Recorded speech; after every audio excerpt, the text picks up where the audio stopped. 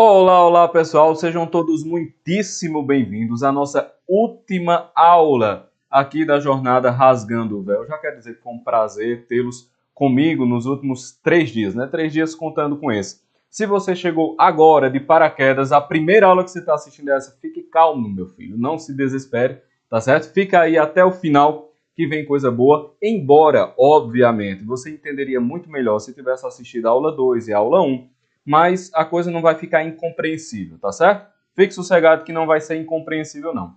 Vai dar para acompanhar direitinho, beleza? Para quem já assistiu a aula 1 e a aula 2, eu tenho certeza que essa aula aqui vai complementar muitíssimo bem tudo que vocês viram, né? E, certamente, foi de muito benefício para todo mundo. Eu estava olhando ali, não só o que o pessoal escrevia nos directs, mas o pessoal que me marcava. Muita gente comentando, inclusive, lá no grupo, né? Perdão, no grupo não, comentando lá onde as aulas anteriores ficaram salvas, né, dizendo, meu Deus do céu, a minha cabeça explodiu, coisas desse tipo. Por quê?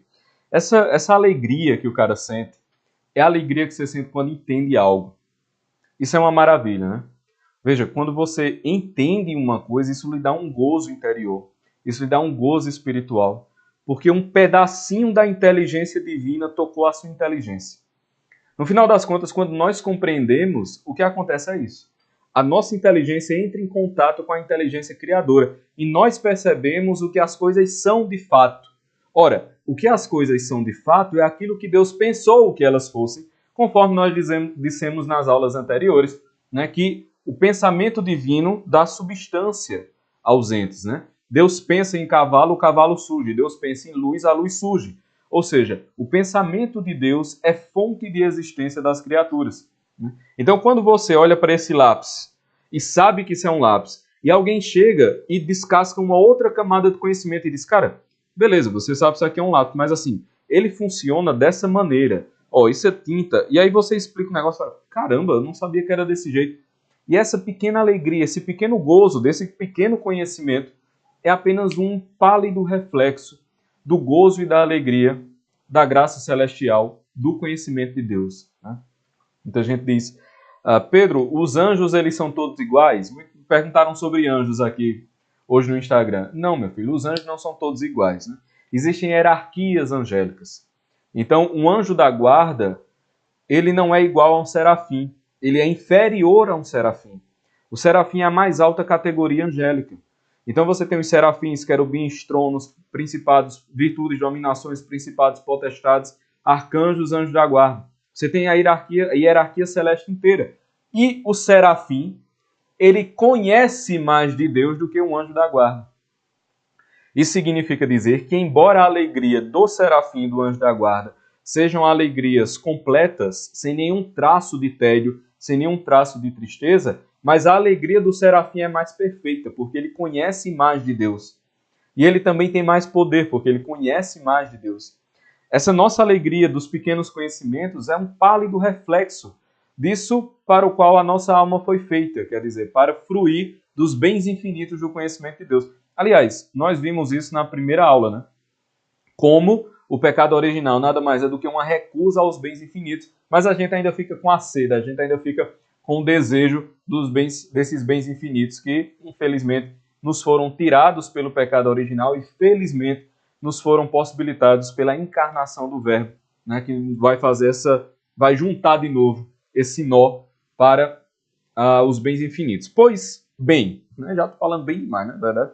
Enfim, hoje nós vamos dar uma amarrada na primeira e na segunda aula e vamos falar de um negocinho que muita gente me perguntou, e sobretudo nas caixinhas, e que é uma dúvida que, se você teve, você entendeu. Eu terminei a aula de ontem com essa dúvida. Né? Se você teve essa dúvida, você entendeu o negócio. A dúvida é o seguinte, você diz, Pedro, eu entendi que Deus é o criador do tempo. Beleza, isso eu entendi. Ou seja, Deus vive na eternidade. Ele não está sujeito ao tempo. Como ele vive na eternidade e não está sujeito ao tempo, ele sabe tudo o que acontece dentro do tempo. Porque ele olha tudo de uma vez só. Então, o passado, o presente e o futuro, que para nós são etapas, para Deus que está aqui do lado de fora, ele está vendo tudo de uma vez. Eu entendi isso. Eu entendi também que Deus não apenas conhece tudo o que acontece no tempo, não apenas ele está fora, morando na eternidade, como ele sustenta todas as coisas no seu ser. Ou seja, as coisas existem porque Deus está pensando nelas o tempo todo. E eu também entendi que a palavra de Deus dá substância a tudo quanto existe.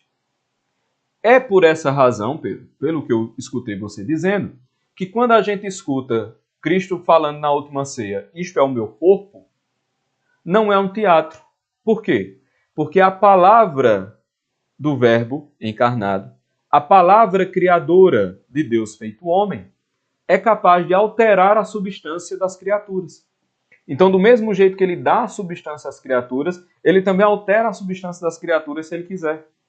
Então, quando ele transforma a substância do pão em substância da carne, da sua carne, ao dizer isto é o meu corpo, aconteceu ali uma transubstanciação, uma mudança de substância. Não foi isso que a gente viu? Foi isso que a gente viu. Aí você disse que na missa acontece a mesma coisa. Foi, eu disse. Só que tem um problema.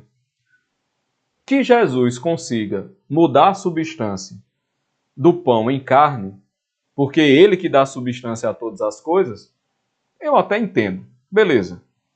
Vou discutir isso não, porque tá óbvio. Mas esse é Jesus, meu filho. Não me parece que aquele padre lá da paróquia da esquina seja Jesus, né? Assim, ele não é... Nem barba ele tem, para começar. Assim, não me parece que ele seja muito Jesus, não. Como é que você está dizendo que ele tem esse poder? Ele tem essa autoridade? Assim, não faz muito sentido. Pois é. Se você perguntou isso e se você tem essa dúvida, o seu raciocínio está perfeitíssimo. Não fosse um detalhe. O detalhe de uma coisinha chamada sacramento da ordem. Se não fosse uma coisinha chamada natureza sacerdotal. O que vem a ser isso? Veja só, minha gente. Ao longo da história, nós falamos lá do sacrifício de Abraão, né? Falamos um pouco dos sacrifícios antigos. Mas Deus escolheu um tipo de gente para ser uma imagem de um dos atributos do mistério da salvação em Nosso Senhor. Quem foi essa categoria de pessoas que Deus escolheu? Foram as pessoas que nós costumamos chamar de sacerdotes. Os sacerdotes do Antigo Testamento.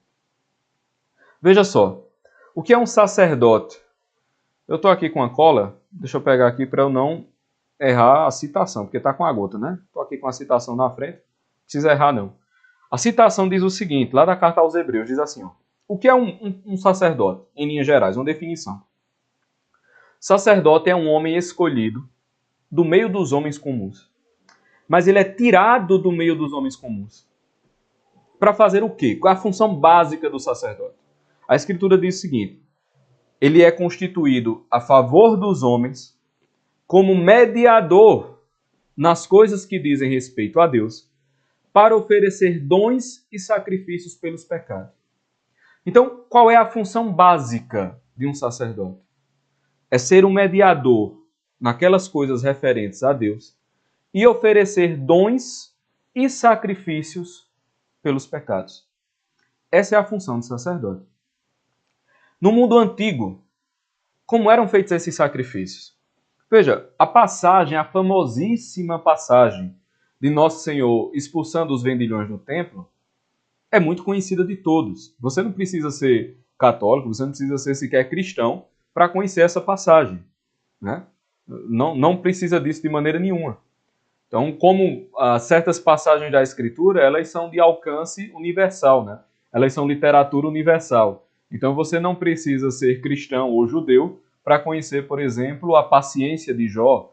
Você não precisa ser cristão ou judeu para conhecer, por exemplo, a fé de Abraão, porque são tipos humanos universais, digamos assim, né? Então, você não precisa nem ser católico ou cristão para conhecer essa passagem. Ela é muito conhecida. Nosso Senhor estava lá, a galera estava fazendo comércio dentro do templo, ele vira as bancas, só que tem um detalhe nisso, não é que ele vira as bancas, né, num rompante, ele está lá e tem um surto de raiva. Não é isso que acontece. A Escritura diz que Jesus trançou um chicote de couro. Qual foi a última vez que vocês trançaram um chicote de couro? Vocês fizeram uma trança? Então estava lá, né, Nosso Senhor botando aqui, olhando o negócio acontecendo. E ninguém imaginaria o que estava para acontecer. Todo mundo vendendo e comprando, né, a vida tranquilinha, estava tudo na santa paz. Enquanto o Cristo estava lá tecendo o seu chicote de couro. E aí, aquele alvoroço todo derruba as mesas dos cambistas e profere a famosa sentença: minha casa é casa de oração e vocês a transformaram num covil de ladrões. Mas ninguém parou para se perguntar isso, certo? E esse pessoal estava vendendo o quê? Casa de câmbio? Ele estava trocando moeda? Como assim, velho? No templo? Como é que esse negócio acontecia? Veja só, minha gente. Os sacrifícios antigos eram sacrifícios feitos com animais. Né? E o que é a natureza do sacrifício? Perceba. A natureza do sacrifício é o reconhecimento de Deus como Dominus, como Senhor de todas as coisas. Então, eu entrego a Deus algo, reconhecendo que no final das contas, aquilo é dele mesmo.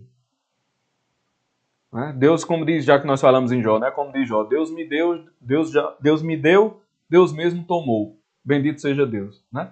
No final das contas, é dele mesmo o negócio. Então, o sacrifício é o seguinte: eu ofereço algo a Deus como reconhecimento de que, no final das contas, ele já é o Senhor daquilo que eu estou oferecendo. Né? Então, se o sacrifício for vivo, então o sacrifício é imolado. Como é dada a entrega? O sacrifício é imolado. O sacrifício sequer se pertence mais, porque ele é morto. Então, nem a sua vida se pertence mais. A sua vida é entregue, é oferecida. E a maneira de se oferecer a vida do sacrificado é matando, é imolando. Ou então, se o sacrifício não for de algo vivo, for um sacrifício, por exemplo, a entrega das primícias da terra, né? Das primícias da lavoura, como era muito comum, o sacrifício é destruído. E tinha uma parte do sacrifício que ele era destruído, mas tinha outra parte do sacrifício que era comido pelos sacerdotes. Né? Não só pelos sacerdotes, mas também pelo povo, como a gente vai ver na fuga de Moisés do Egito. Então, beleza. Nós estamos lá e Deus institui os sacrifícios, e esses sacrifícios são feitos com animais. Né? E como são esses sacrifícios feitos com animais? O cara ia lá e comprava o animal para o sacrifício no templo. Você passava os pecados, né, simbolicamente, para o animal, e o animal era morto em expiação dos seus pecados. E uma vez no ano, na grande festa da Páscoa, um cordeiro puro e imolado era morto pelos pecados de todo Israel. Era morto em reparação e para expiar os pecados de toda Israel. Um cordeiro puro e imaculado. E o sangue do cordeiro, que era imolado, ou seja, ele era morto, era aspergido, era jogado o sangue sobre as vestes do sacerdote, era aspergido o sangue no véu do templo, e o ritual assim o ritual era montado. Certo? Então, aquelas pessoas estavam ali vendendo os animais para o sacrifício. Minha casa é casa de oração e vós a fizeste um covil de ladrões. Porque o câmbio era tipo, você tinha moeda do templo, aí era como se fosse R$1 fora do templo, perdão, R$10 fora do templo valia R$1 em moeda do templo, algo desse tipo, certo? Vamos dar assim, tinha muita roubalheira, muita coisa acontecendo lá. Beleza. Então você tinha esses sacrifícios que, como nós vimos na aula anterior, tudo isto são símbolos, são imagens do que vai acontecer mais à frente. Quer dizer, nós vimos que Deus fala não apenas por palavras, mas também por coisas. Ou seja, a estrutura da realidade, ela é montada pela palavra divina, porque Deus dá substância a tudo, inclusive a história. Então, se Deus permitiu que as coisas fossem desse jeito, é porque essa permissão aponta para a realidade da encarnação do Verbo e do mistério da salvação. O cordeiro que é imolado, o animal que é sacrificado, o animal que é comido, como nós temos na fuga do Egito. Perceba, a missão de Moisés, ela tem muito da missão do Cristo. Moisés, ele é um tipo do Cristo. Né? Daí a grandeza de Moisés, o grande Moisés. Deus o escolheu para ser, na história, um tipo da perfeição do Cristo. De que maneira? Moisés, veja só. Moisés, ele é caçado pela nação ímpia, ele é caçado pelos egípcios e todas as crianças. Ele escapa à carnificina que iria matá-lo e é criado na realeza. Depois, ele é chamado para libertar o povo que estava escravo no Egito. Ele liberta esse povo atravessando um mar. Ele sepulta no mar o exército do faraó. Ele caminha com o povo rumo à terra prometida. E o alimento que leva o povo até a terra prometida é o maná caído do céu, é o pão caído do céu. Mas não apenas isso, Moisés também recebe a palavra escrita nas pedras, ele recebe a lei. Entendam que toda a história, a biografia de Moisés, ela é inteira feita de recortes do que o Cristo faria de maneira perfeita. Então Moisés, ele é criado, né? Existe uma nota de realeza em Moisés. Ele vai lá e tira o povo da escravidão, atravessando o mar. Quer dizer, a libertação da escravidão para a liberdade é feita através da passagem pelas águas. Isso lembra a vocês alguma coisa? Beleza. Depois, Moisés vai levar o povo de Israel até a terra prometida. Certo? Onde emana leite e mel. Ou seja, a terra das delícias. E essa terra prometida, a terra da promessa, da perfeição, o alimento que vai levar até essa perfeição é um pão descido do céu. Mas não apenas isso. Não apenas isso. Moisés também recebe a palavra. Se a gente olhar que o Cristo é o pão descido do céu, e ele mesmo diz, eu sou o pão descido do céu. Quem come deste pão jamais terá fome. Nós vemos Nosso Senhor dizendo isso.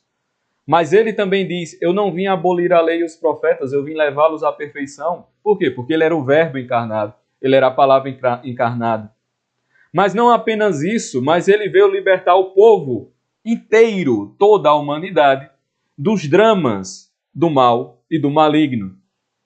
Ou seja, a escravidão do mal é rompida. E qual é a maneira que ele coloca para o rompimento dessa escravidão? Aquele que crer e for batizado será salvo. E de batizar em nome do Pai, do Filho e do Espírito Santo, ele próprio mergulha nas águas. Mas não contente com tudo isso, ele também institui a Eucaristia, que é o pão feito carne, do qual o maná era um tipo, do qual o maná era uma mera imagem. Então Moisés, ele é o tipo do Cristo, certo? E o que acontece na noite da libertação? Acontece o seguinte, um cordeiro por casa é imolado, preparado, as pessoas da casa comem o cordeiro rapidamente, pois é a Páscoa, a passagem do Mar Vermelho, é a Páscoa do Senhor.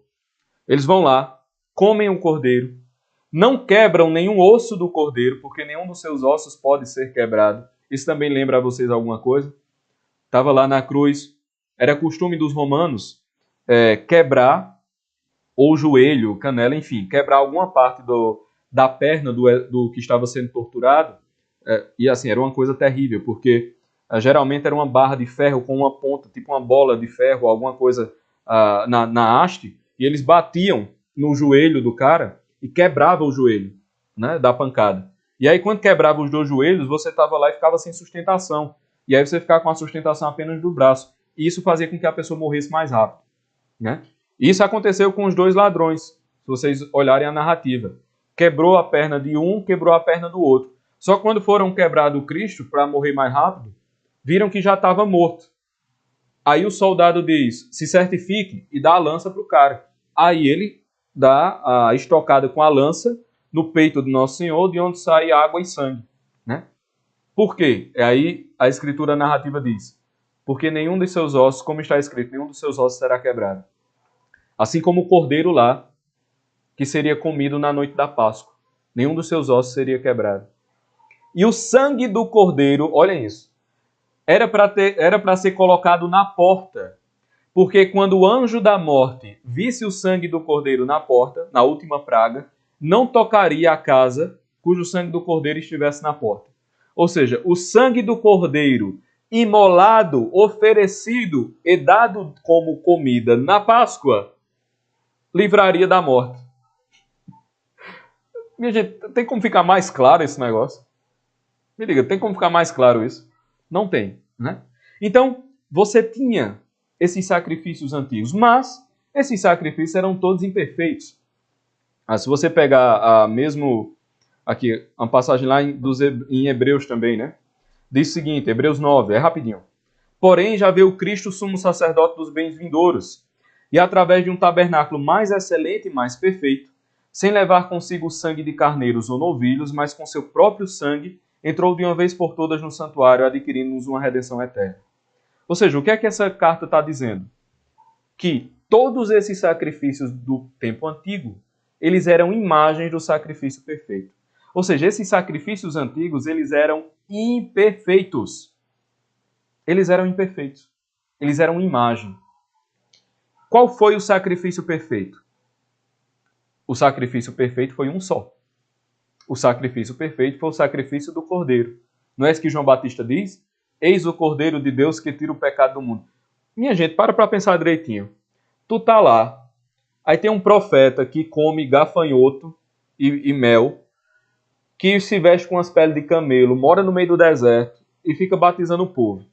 Aí tu vai, rapaz, eu vou lá ver esse negócio. Aí chega alguém, aí esse cara diz assim, eis o Cordeiro de Deus que tira o pecado do mundo. É o quê? É o quê? O Cordeiro? Do que danado esse homem está falando? Quem entendeu aquilo? Pouquíssimas pessoas fizeram a conexão. Né? Eis o Cordeiro de Deus. João Batista sabia o que estava falando. Eis o Cordeiro de Deus que tira o pecado do mundo.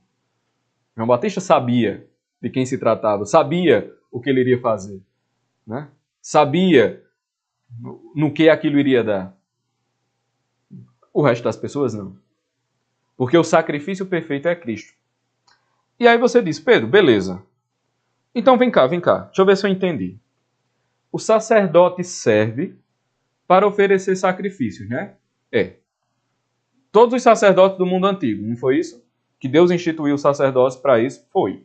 Foi o que eu acabei de dizer. Aí me responda um negócio. Qual foi o último sacrifício? O último sacrifício foi o de Cristo na cruz. É verdade. Peraí. Se o sacerdote serve para oferecer sacrifício, e o sacerdote e Cristo foi o último sacrifício, meu filho, então isso significa dizer também que Cristo foi o último sacerdote, né? E como é que a gente sabe que Cristo foi o último sacerdote?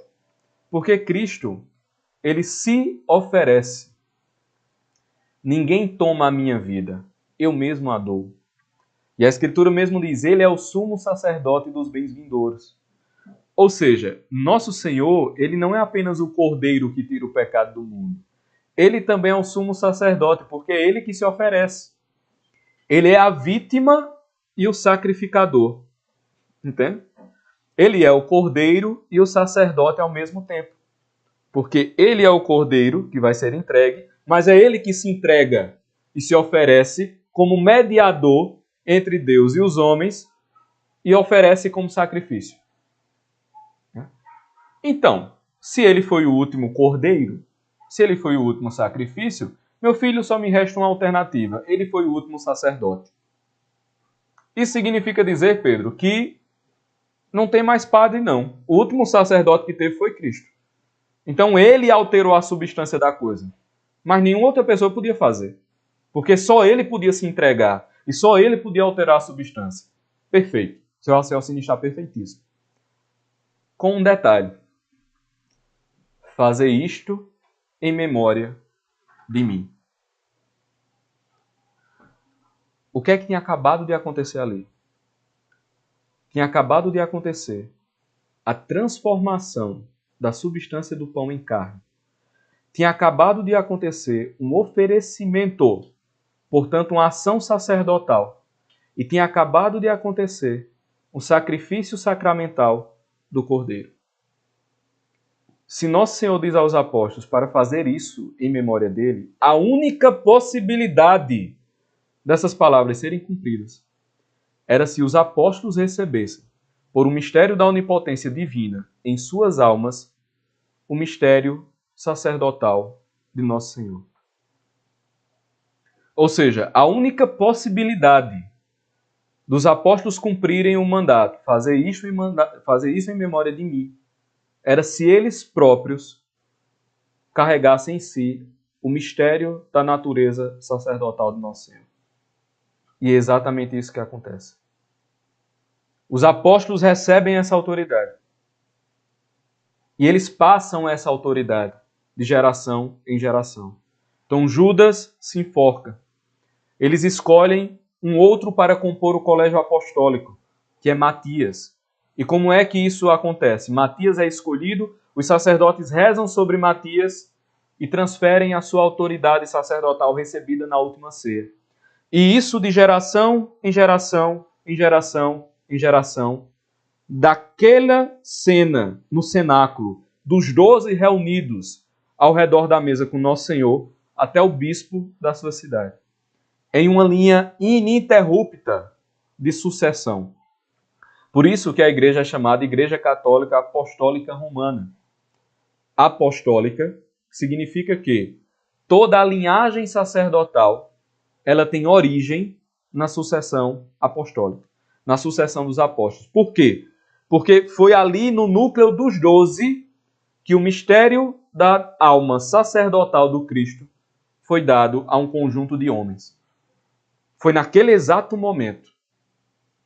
Quer dizer, a instituição do corpo sob as espécies do pão é feita juntamente com a instituição do sacerdócio, porque um é impossível sem o outro.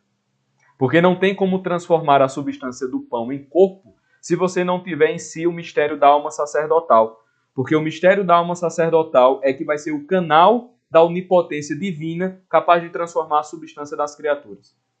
Então, um padre, independente do que ele seja, ele carrega em sua alma o mistério sacerdotal do Nosso Senhor. E quanto mais pilantra ele for, mais lascado ele está, entendeu? Porque assim, a quem muito foi dado, muito será cobrado, né? Imagina a quem foi dado carregar o mistério de mudar a substância das criaturas. Meu filho, os serafins não têm esse poder, entendeu? Um serafim não pode celebrar uma missa, não. Um serafim não pode transformar a substância do pão em carne. Ele não pode fazer isso. Embora ele seja a mais perfeita das criaturas. Ele não pode fazer isso. Mas um padre pode. Por quê? Porque ele recebeu em linhagem direta daquele momento, no cenáculo dos 12, a autoridade e o mistério sacerdotal da alma do Nosso Senhor. Só que tem um outro ponto, que é o seguinte. Veja, tudo bem, Pedro, eu entendi isso, mas Nosso Senhor fica morrendo o tempo todo, né? Assim, cada padre que celebra uma missa, morreu. Não é assim que acontece. Por quê? Ele se oferece uma única vez para a expiação dos pecados. Pensem comigo. Se Nosso Senhor se oferece uma única vez, e eu disse que a missa é tudo isso, então não faz sentido ter missa. Quer dizer, uma morte a cada missa. Como é que isso acontece? Aí nós vamos entrar no tempo, na questão da eternidade e do tempo. Veja só. Existe uma profecia lá no livro de Malaquias, Malaquias 1:11. Tem até uma musiquinha antiga que pega essa profecia e bota num frevozinho, né? O indefectível Caio disse que estamos de volta. Eu tô rindo aqui, minha gente. Primeiro, vocês precisam ver os dedos de Caio ali. Mas é um homem muito competente, viu? Manteve a calma, né? Muito bem, Caio. Você é o cara. Mas eu tava rindo aqui também do pessoal perguntando. Caiu? Não. Cai não, é que eu gosto de fazer essas surpresas, entendeu? Eu gosto de estar assim, no meio da explicação e parar de falar, né? Eu faço esse tipo de coisa, eu sou tipo um João Kleber da teologia. Mas enfim, Vamos aqui voltando, esperar o pessoal retornar, né? Vamos esperar aí a galera avisar. Sim, façam o seguinte, minha gente. Já que agora temos mais uma hora de live, né? Faça o seguinte, pegue aqui essa live e vá mandando para o pessoal novamente. Mande de novo para os grupos, mande para o pessoal no direct. Dê uma espalhada aí, porque nós passamos uns quase 10 minutos, né? Sem conseguir voltar. Já estávamos aqui a posto para gravar com o celular, porque a câmera deu pau, a câmera não está funcionando. A internet também deu pau. Quando a internet foi consertada, a câmera parou de se conectar com o computador, enfim, né? Deu aquela salada, mas tá tudo certo, tá tudo tranquilo. Vamos voltando aqui, né? Bonecas Mamãe Maria diz assim, quase tive um ciricutico. Eu acho essa palavra fenomenal, né? Ciricutico, quase você tinha um ciricutico, mas tenha calma. Roberta dizendo, pensando que não iria voltar mais. Calma, minha gente, já voltei. Pois então, vamos embora, né? Já estamos aqui com 600 e poucas pessoas, dá pra gente continuar. Pessoal, eu estava falando, vocês pegaram o raciocínio? Pegaram direitinho aí o raciocínio até onde a gente parou? Nós estávamos comentando o fato de que, se nosso Senhor é o último cordeiro e o último sacerdote, então ele foi o último sacrifício e foi o último padre, digamos assim, né? Ele foi o último indivíduo mediador entre Deus e os homens para oferecer sacrifícios pelos homens, porque ele foi o último sacrifício. E aí nós falamos que essa natureza sacerdotal do Cristo foi transferida aos 12 quando ele diz lá, fazer isto em memória de mim, né? E o que é isto? É o que ele tinha acabado de fazer, que era transformar a substância do pão na substância de sua própria carne. Fazer isto em memória de mim. Transfere esse poder e essa autoridade dada pelo Cristo, impressa na alma dos apóstolos, da natureza sacerdotal do Cristo, agora dada aos apóstolos, ela é transmitida por sucessão, né? Uma geração após a outra, daquela mesa dos 12 até o bispo da sua cidade e até os padres que o auxiliam, né? Então veja só, minha gente. Percebam uma coisa. Se isso aconteceu, significa dizer, vejam, escutem bem isso. Se isso aconteceu, significa dizer que, quando nós estamos diante de um padre, nós estamos diante de alguém que recebeu de Deus uma autoridade que, longe de o colocar num patamar de glória, que o coloca em certo sentido, mas perceba que na lógica do mundo espiritual é o seguinte: quanto mais você tem, mais você é obrigado a servir. Certo? Cara, pensem bem nisso. Quanto mais você tem, mais você é obrigado a servir. Quer ser o maior? Seja o servidor. Né? Se eu sei mais, então eu tenho o dever moral de ensinar a quem sabe menos. Se eu tenho mais dinheiro, eu tenho o dever moral de ajudar as pessoas necessitadas. Se eu sou mais paciente, eu tenho o dever moral de instruir os irados, de instruir os imaturos, de sofrer, de certo modo, a imaturidade dos outros para corrigi-los. Se eu sou mais amoroso, eu tenho o dever moral de ser mais misericordioso.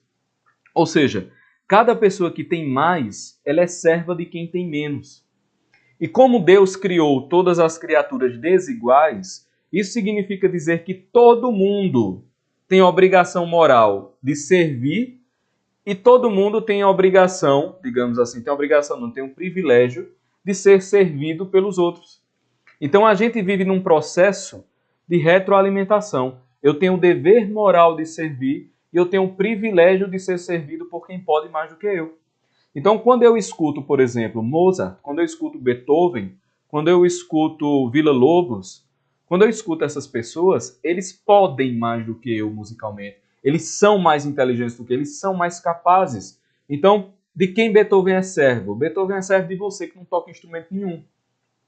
Beethoven é meu servo no sentido de que ele serviu a mim com o seu talento, com a sua grandeza, com o seu dom, com o seu esforço. E através dele eu consigo me elevar, porque ele tem mais do que eu. Então ele consegue me puxar de lá. Então, quem tem mais se coloca imediatamente como servo de quem tem menos. Não é? se você recebe mais talentos, e se você recebe especificamente esse tipo de talento, ou seja, você recebe a graça de se unir à natureza sacerdotal do Cristo, meu filho, o seu grau de servidão tem que ser muito grande. Entendeu? Porque você recebeu demais. A quem muito foi dado, muito será cobrado. Não é verdade? A quem muito foi dado, muito, mas muito mesmo será cobrado. Então, sim, eu vou chegar lá. Então, percebam. Isso aqui eu queria dizer porque é o seguinte. Veja uma coisa. Muitas vezes, nós temos uma certa raiva de quem recebeu mais. Cara, não tenha. Não tenha. Porque é o seguinte, aqueles dons que nós recebemos são os dons necessários para que a gente goze dos bens infinitos que Deus nos preparou. E aqueles dons que aquela pessoa recebeu, aquela outra, são os dons necessários para que ela goze dos bens infinitos que Deus quer dar a ela e quer dar a mim também. Mas não apenas. Os dons que eu recebi, eles vão me tornar servo de outras pessoas que vão estar próximas de mim na circunstância em que Deus me colocou. Isso vai servir para ela também. Isso significa dizer, minha gente, que a pessoa gozar da felicidade infinita não depende do tanto de talentos que ela recebeu. Depende do quanto ela vive conforme os talentos que ela recebeu. É basicamente isso, entende? Então a gente tem que parar desde agora, com toda a noção, que a distribuição desigual das graças é uma injustiça. Mas está vendo? Fulano não vale nada e ganhou tudo isso de Deus. Sim, Velázquez, o grande pintor, era um assassino, era um gênio da pintura. E São José de Cupertino tinha dificuldade para passar nas provas de seminário. E era um santo que levitava quando rezava.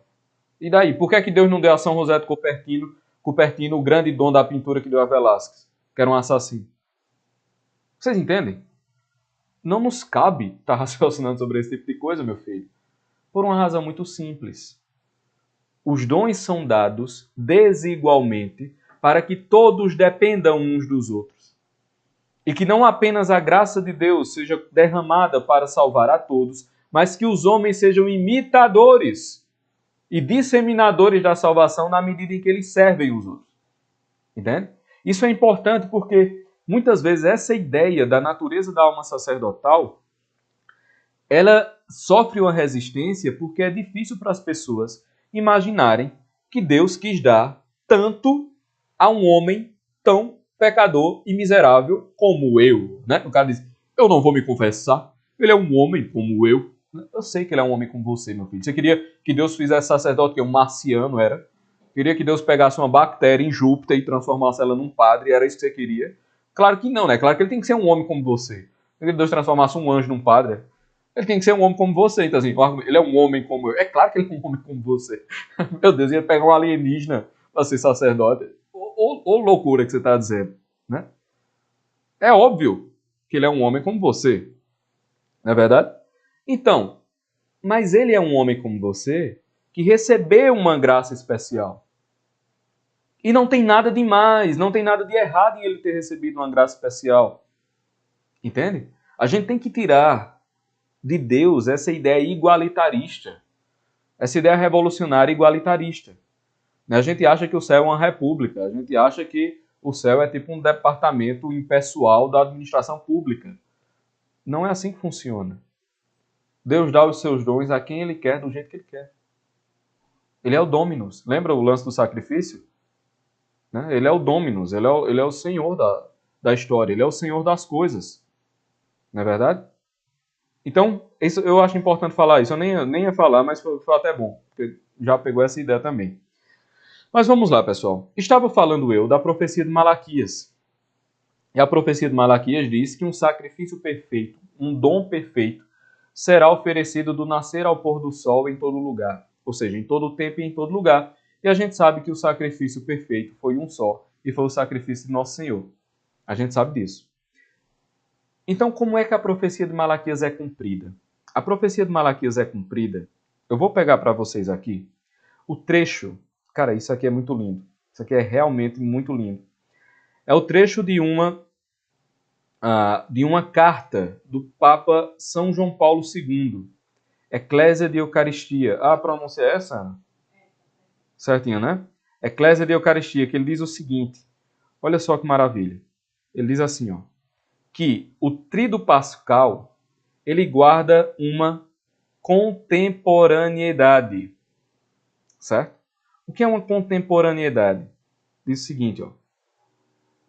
Cadê? Deixa eu pegar aqui. Mistério pascal nessa igreja, babá. Sim, exatamente isso. Diz o seguinte, ó. Na instituição da Eucaristia, antecipava sacramentalmente Nosso Senhor os acontecimentos que teriam lugar pouco depois na agonia do Getsemane. Lembra aquilo que nós falamos, obrigado, Linda. Lembra aquilo que nós falamos na aula anterior? De uma pergunta que pouca gente se faz, que é o seguinte. Nosso Senhor diz ao bom ladrão, ainda hoje estarás comigo no paraíso. Ele diz na sexta. Mas Nosso Senhor só vai ao paraíso no domingo, quando ele ressuscita. Quer dizer que ele mentiu ao bom ladrão? Não. Mas é porque ali a coisa estava sendo operada no nível da eternidade. Certo? E aqui nós temos outra pergunta. O catolicismo, ele é uma religião canibal? Você diz, mas a gente não comunga do corpo? Ele não diz que a gente tem que comer a carne? Se não comerdes a carne do Filho do Homem, não tereis a vida em vós mesmos? Qual a diferença de nós para os índios antropófagos do litoral brasileiro? Qual a diferença de nós para uma tribo de canibais? Na verdade, você poderia até argumentar que a missa ela é uma espécie de sublimação do canibalismo primitivo, né? Uma sofisticação do canibalismo. Poderia até ser, se não fosse um fator. Aquelas palavras não estão atravessando apenas o tempo histórico. Aquelas palavras, elas estão rasgando o tecido do tempo e trazendo a eternidade para dentro do tempo. O que significa dizer? O corpo oferecido na última ceia já era o corpo oferecido na sexta da paixão e já era o corpo ressuscitado no domingo.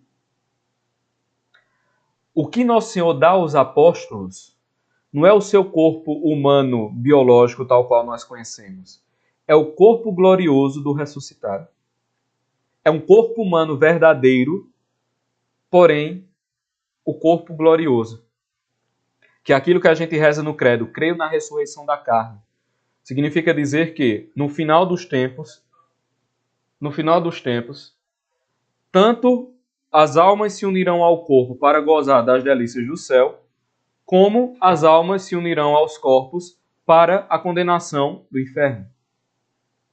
Ou seja, o homem será unido à sua carne e o seu espírito, tanto para uma coisa como para outra. É isso que a gente reza no credo. Creio na ressurreição da carne. Esse corpo glorioso já existe. O corpo do Nosso Senhor é esse corpo glorioso. Ele é a primícia da ressurreição. Né? Então veja, o corpo eucarístico da última ceia, ele é o corpo eucarístico da última ceia. Ele já é o corpo do ressuscitado. Mas Pedro, estamos na quinta-feira. A paixão ia acontecer na sexta. A ressurreição ia acontecer no domingo. Eu sei, meu filho, dentro do tempo. Isso iria acontecer dentro do tempo. Mas o que nós vimos? Deus não age apenas no tempo. Ele é o Senhor do tempo. Ele é o Senhor do tempo. Então, do mesmo modo que o ainda hoje estarás comigo no paraíso não é uma mentira, o isto é o meu corpo também não é uma mentira. Entende? Então, o tríduo pascal, aquele caminho da última ceia ao domingo, ele acontece num só momento do tempo. Digamos assim. Certo? Olha só que coisa sensacional. Ele acontece num só momento do tempo. Então, o corpo oferecido na sexta é o corpo real, oferecido sacramentalmente. Isso resolve o problema da profecia de Malaquias. Porque quando a gente diz assim, quando a gente lê a profecia de Malaquias e diz que do nascer ao pôr do sol, em todo tempo e em todo lugar será oferecido o sacrifício puro, e a gente diz, mas o sacrifício puro foi oferecido uma única vez, quer dizer que o Cristo fica morrendo? Não, o Cristo não fica morrendo. O que acontece é que, no momento da missa, o mistério da alma sacerdotal do Cristo, unida à alma do sacerdote, pela onipotência da promessa de Deus, faz com que naquele exato momento você não tenha mais o tempo. Você tem um rasgo da eternidade. E aquele acontecimento está acontecendo na eternidade. Vocês percebem? Cara, isso é muito grande. Vocês estão me acompanhando? Estão percebendo? Estão entendendo o que eu estou falando? Então, aquele evento não é um evento temporal. Aquele evento é um evento eterno. Nós estamos aqui, ali naquela uma hora e pouco de celebração, 30 minutos, 20. Esse tempo 20, 30, 40, uma hora e pouca, 3 horas, 5, 10, 200 horas. É um tempo cronológico que nós experimentamos porque nós somos criaturas no tempo. Mas os eventos que estão acontecendo ali são o véu do tempo sendo rasgado e aqueles eventos acontecem na eternidade. Essa é a razão pela qual o catolicismo não é canibalismo. Porque o corpo dado de comer não é o corpo biológico comum. É o corpo glorioso do ressuscitado. Vocês entenderam isso? Tem alguma dúvida com relação a isso? Eu vou até botar aqui para olhar. Tem alguma dúvida com relação a isso? Joga aí nos comentários, por gentileza.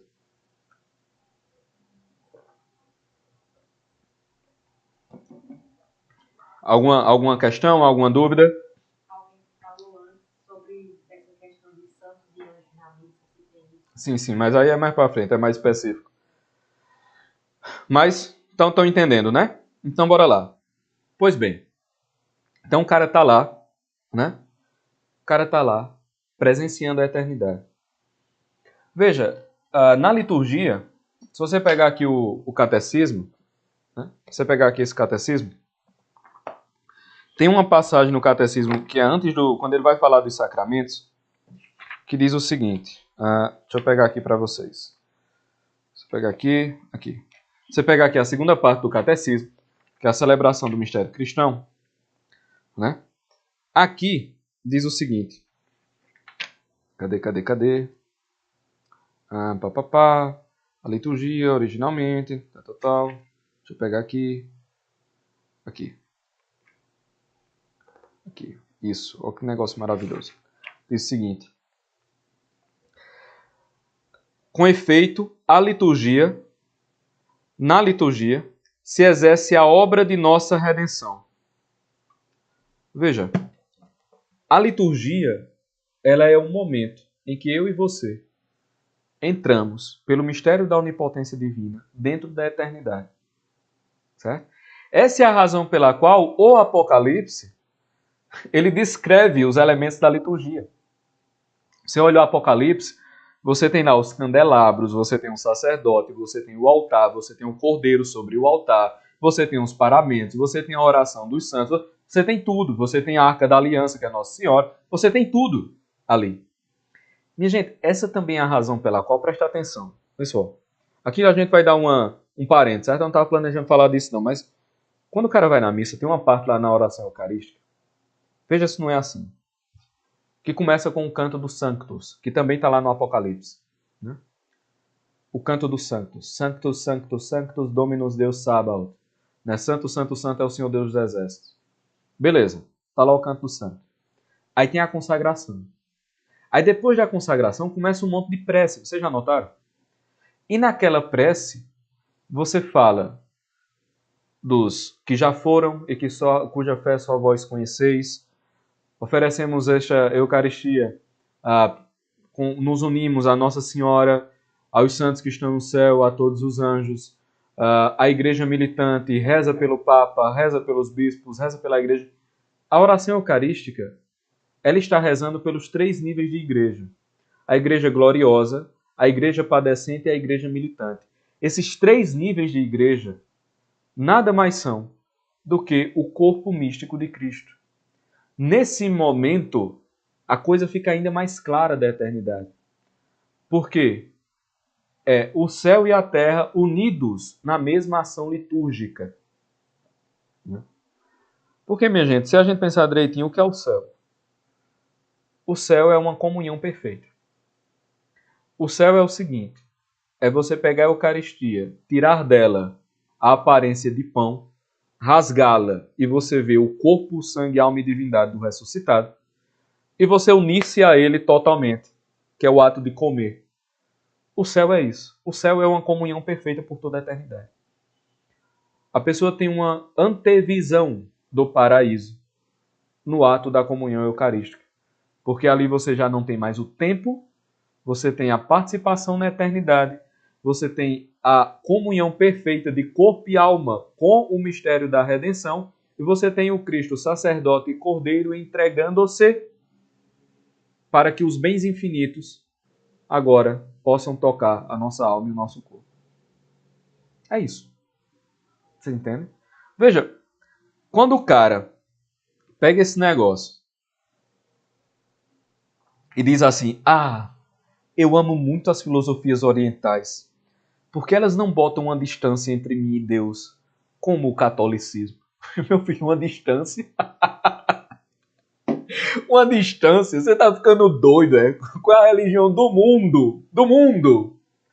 Cujo ato principal do culto é você unir seu corpo ao corpo do Deus que você cultua. Me diga aí. Qual o grau de proximidade maior você quer, queridão? Só se você se tornar Deus, você está lá no trono. É isso que você está querendo? Porque fora isso, o maior grau de união possível é a comunhão. Não tem como. Né? É muito curioso o pessoal se encantar com aspectos de outros credos que são uma pálida sombra do que você já tem no seu, entendeu?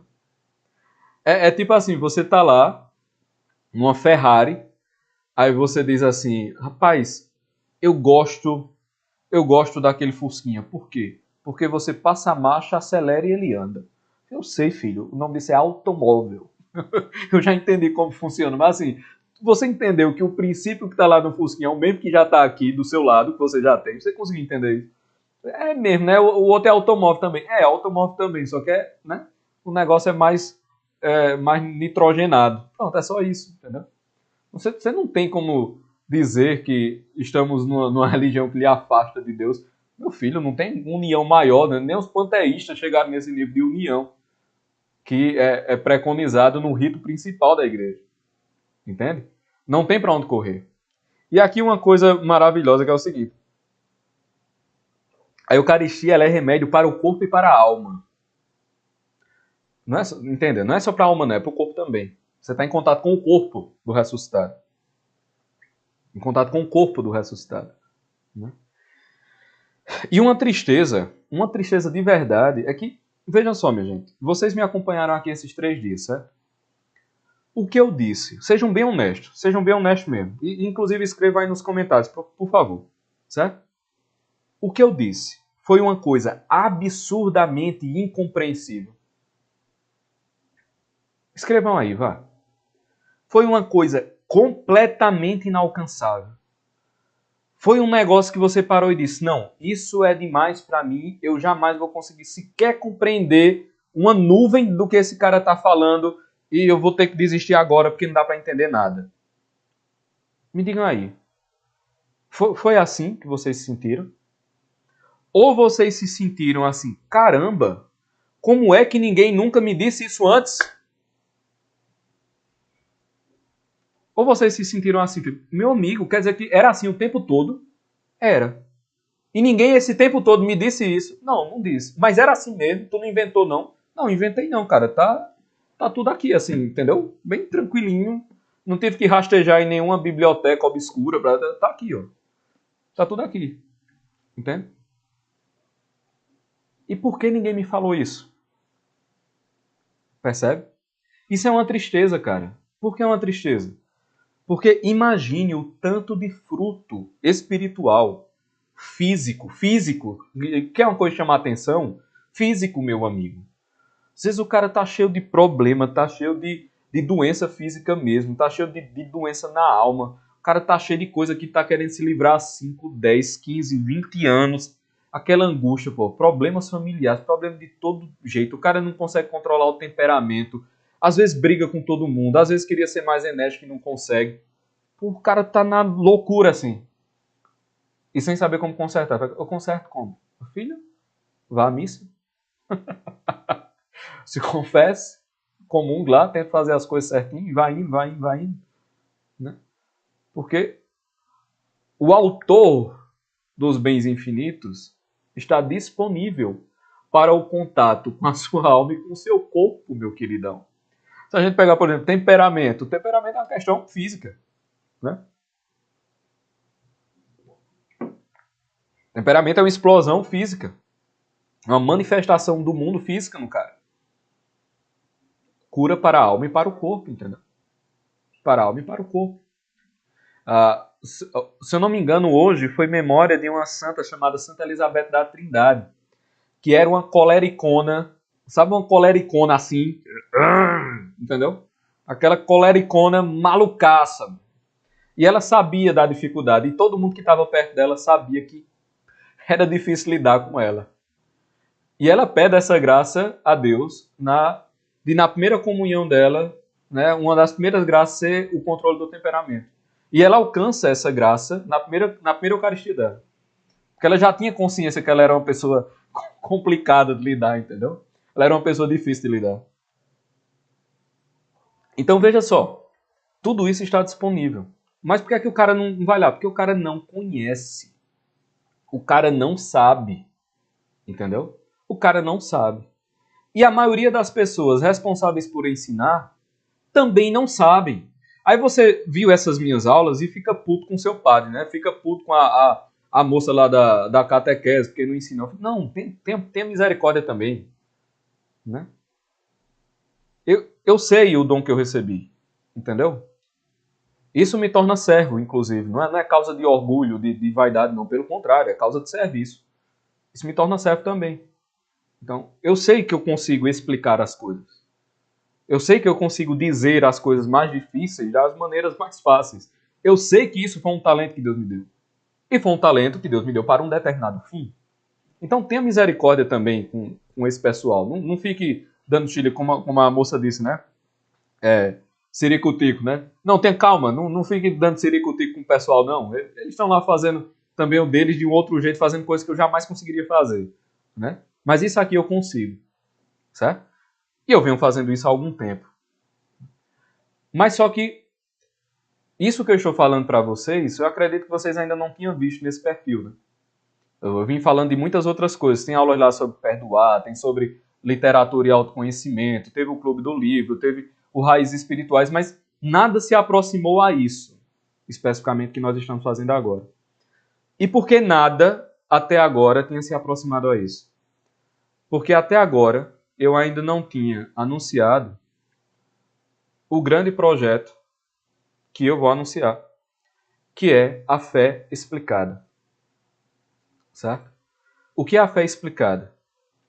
É um curso onde, do jeito que eu ensinei aqui a vocês, teologia, metafísica, do jeito mais simples e mais acessível, eu vou falar lá dos princípios básicos da vida espiritual, nesse mesmo grau de profundidade, mas também nesse mesmo grau de didática.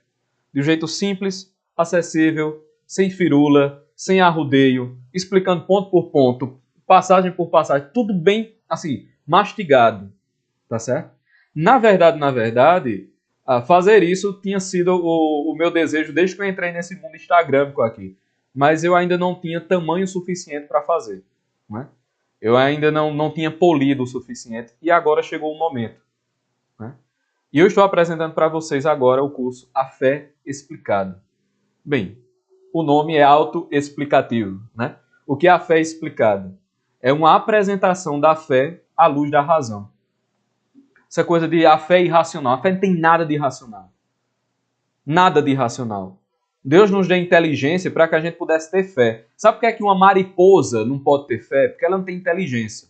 Entendeu? Sabe por que é que uma lagartixa não pode participar da liturgia? Porque ela não tem inteligência. A inteligência é a base da fé, meu filho. Ela não é contrária à fé, não. O negócio, a fé irracional. Fé irracional, eu não vou nem falar nada para não dar um contraste com a fé oposta. Mas não tem isso de fé irracional não, meu querido. A inteligência é a base da fé, certo? Quanto mais você afia a inteligência, mais capacidade de compreender a verdade você tem. E quanto mais você tem capacidade de compreender a verdade, em camadas mais profundas da realidade você vai se encontrar. E quanto mais profunda a camada da realidade que você conseguir se encontrar, mais próximo da inteligência divina você vai estar, porque Deus é que dá substância à realidade. Não foi o que nós falamos nos últimos 2 dias? Então a fé explicada vem para isso. É uma apresentação da fé à luz da razão. Tá certo? Uma apresentação da fé à luz da razão. Me deram aqui uma cola. Cadê a cola? Deixa eu pegar aqui. Ó, me deram aqui uma cola para vocês darem uma olhadinha como o negócio aqui é high-tech, certo? Essa daqui foi a cola que me foi dada. Aqui é tecnologia a toda prova, meu filho. Então bora lá. Na cola que me foi dada, serão mais de 30 horas de conteúdo, certo? Em 24 aulas, falar sobre formação do cânon bíblico, tradução, os princípios básicos da vida espiritual inteira, certo? O que é que vocês vão ganhar? Primeiro, a transcrição de todas as lives. Vocês vão ganhar essas 3 lives, porque teve muita gente que assistiu, e assim, muitos desses conceitos, isso aqui é uma coisa importante, prestem atenção nisso. Muitos desses conceitos que eu estou falando foram apresentados pela primeira vez, né? Então, assim, você entende naquele momento, mas aquilo não cria tantas raízes, porque você escutou, por exemplo, a palavra transubstanciação pela primeira vez. Você escutou esse conceito de eternidade e tempo pela primeira vez. Você escutou a história do sacrifício pela primeira vez. Então, o cara vai lá e quer assistir de novo, né? E aí o que eu fiz? Esses 3 dias, essas 3 lives, vão entrar como bônus do curso, tá certo? Eu vou deixar lá para vocês assistirem quantas vezes quiserem e também vou transcrever essas lives, porque tem gente que às vezes assiste a live e depois ele prefere assiste aqui e acompanha, né? Com a transcrição, faz anotações, faz apontamentos ali e tal, estuda junto com a transcrição. Então isso facilita muito para o cara gravar, né? Então eu vou disponibilizar também a transcrição dessas lives, tá certo? E vou disponibilizar também a transcrição das aulas. Mas como vai ser as aulas? Vai estar lá, pá, uma porrada de aula para você assistir de uma vez? Não, meu filho. Porque eu sei que o cabo não quer virar teólogo daqui até o Natal, né? Então o que é que vai acontecer? As aulas serão subidas a cada 15 dias. Então, quinzenalmente, naquele intervalo de 15 dias, você sabe que vai ter uma aula lá para ver, certo? Não fica pesado. Fica sossegado para todo mundo. Então você vai lá, assistiu a aula. Eita, não deu para assistir nessa semana. Calma, cara. Aí tem mais uma semana, você assiste ali tranquilinho, entendeu? Aí, eita, esse mês eu passei batido. Não, mas não importa, são 2 aulas. Dá para você recuperar. E assistindo devagarzinho, olhando as transcrições. Eu sei que todo mundo tem uma vida fora daqui, entendeu? Eu não quero superlotar todo mundo só para dizer que, eu tenho muito conteúdo, certo? Mas se você não aprender, eu vou estar só me exibindo, né? Então, bora lá. 15 em 15 dias, bem tranquilinho. Vai subir uma aula, 15 dias sobe outra, tá certo? A transcrição para você estudar, a transcrição dessas. Tem outra coisa que eu já ia esquecendo, que é o seguinte. Se lembra aquelas lives que eu fazia toda manhã, aí estava lá falando sobre família, sobre adultos, adolescentes, né? Sobre essa relação de sogra, nora, essa coisa toda da mãe que interfere, né? De gente que dá conselho sem pedir, de controle de raiva, aquele negócio todo. Eu separei. Sim, tem aquelas lives mais clássicas, né? Que todo mundo pergunta, que é tipo aquela live sobre a morte, a live sobre o fato de que se Deus é bom, por que a gente adoece e morre? Né? Essa é uma das mais visualizadas. Então, as lives sobre a esperança, sobre maturidade, enfim. A gente falou de um monte de coisa ali, né? Eu peguei essas principais lives e fiz um e-book, mas não é aquele e-book de 20 páginas não, tá certo? Só para dizer assim, no meu produto tem um e-book, aí o cara olha lá, é uma letra do tamanho desse copo. Assim, cada página praticamente é uma letra dessa, né? Assim, tamanho desse copo. Não, não é isso, beleza? Estão lá as transcrições, mais de 100 páginas tem um e-book, certo? Mais de 100 páginas lá, com as transcrições dessas principais lives, divididas por assunto, por módulo, né? Então, módulo família, módulo vida espiritual, então tá tudo lá, dividido assim, né? Acertadinho, beleza? Mais de 100 páginas, é um livro basicamente, né? Que eu estou dando a vocês. Então, vai vir também junto com todo mundo que se inscrever, tá certo? Então, pessoal, de verdade, não perca essa oportunidade.